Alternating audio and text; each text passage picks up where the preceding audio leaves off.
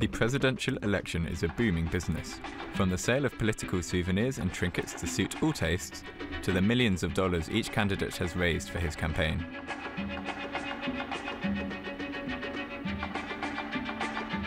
Republican George W. Bush and his Democrat rival Al Gore spent more on their campaign for the primaries than the entire budget of the last presidential election campaign 4 years ago.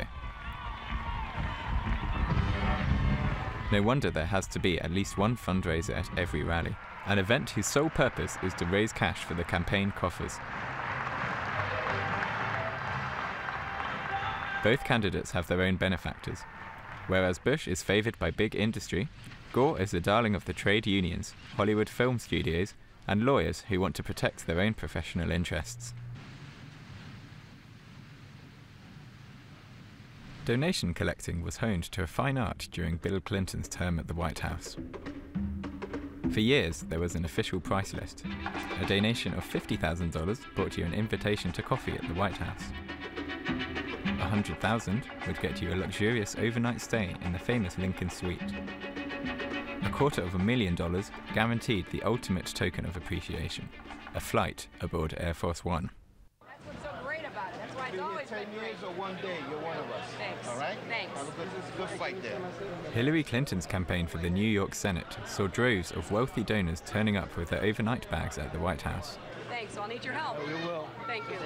The White House press officer had to perform some diplomatic gymnastics to lend an air of decorum to the indecorous rumors. Who do you expect would you'd go to if you were running for office, other than your friends? Do you think that you would go and try to people who don't support you, people who don't like you? It is a basic common sense issue that your friends and people who you would have come stay at your home would also, in some instances, support your effort financially. Remember the last time we trusted Hillary Clinton with an important job in Washington? In 1993, she operated on health care. She proposed a government-run system, a bureaucratic plan of rationing that destroyed your choice of doctors. A 27% tax increase with 2 million jobs lost. It is rumored that Hillary Clinton is a lesbian. It is rumored that Hillary Clinton supports homosexual marriage. It is rumored that Hillary Clinton will leave her husband upon taking office. It was rumored that Bill Clinton had an affair with Monica Lewinsky. American TV stations refused to show these commercials, despite being offered large sums of money. Wasted away again in Margaritaville.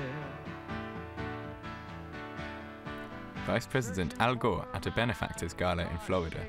Of all the recipients of donations in the White House, he is said to have been the most enthusiastic, sometimes a little too enthusiastic. It is illegal to accept money in a Buddhist temple. Gore narrowly escaped legal trial for doing so. Since then, everyone has been keeping a much closer eye on the rules in Washington. Politicians are not allowed to accept donations on Capitol Hill, even by telephone. To do so, they have to constantly commute to their second office in party headquarters. The lobbyists are never far away, and their clients are happy to help out with donations. Austrian Monique Rosk is a lobbyist in Washington.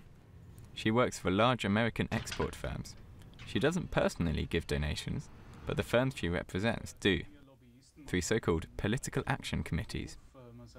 We ask whether money buys influence with those in power. Sicher. Aber ich muss auch ganz ehrlich sagen, dass alle unsere Firmen spenden. Und alle unsere Firmen spenden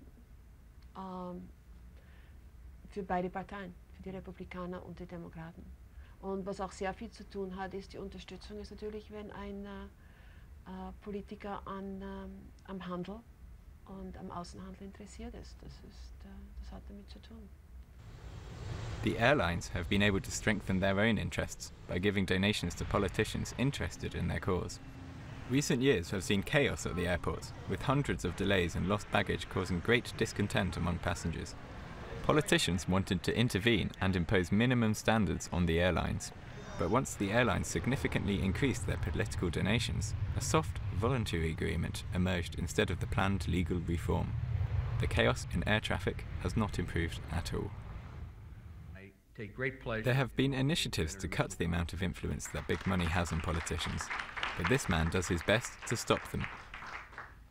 Senator Mitch McConnell is committed to fighting any intervention in the issue of campaign donations. We ask whether money buys political influence in Washington. Does money buy influence or not? No.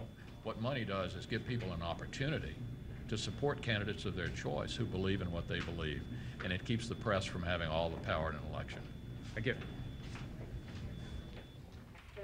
A lobby does exist in Washington against the multi-million-dollar lobbying business. The organization Common Cause discloses intrigues between politicians and donors and has been responsible for some major revelations. Common Cause are not against lobbying per se. What we're trying to do is to say that, okay, you can lobby all you'd like, but just don't have that huge advantage of being able to give $500,000 to the chairman of the Senate Banking Committee or $2.5 million to the Republican National Committee. Lobby based on the power of your ideas and not on the power of how much you have to give, and that's what we're trying to change. The people from Common Cause have not made much progress with their appeal to tighten the laws. In fact, the more questionable cases are on the rise. Democrat Senator John Breaux was crowned Carnival Prince just recently. The jewel in his crown, however, was a party donation of over $200,000, a reward from his good old friends in big business.